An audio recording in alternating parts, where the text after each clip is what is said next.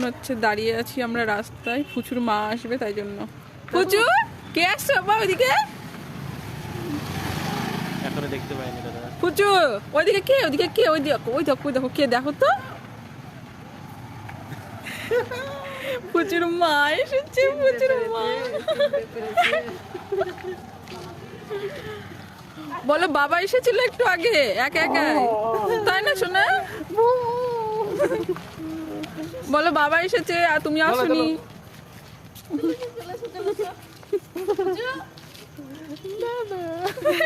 আর কি চাই?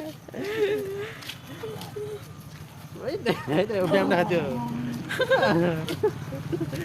মোর ব্যায়াম গেলাম বিশাল ব্যায়াম।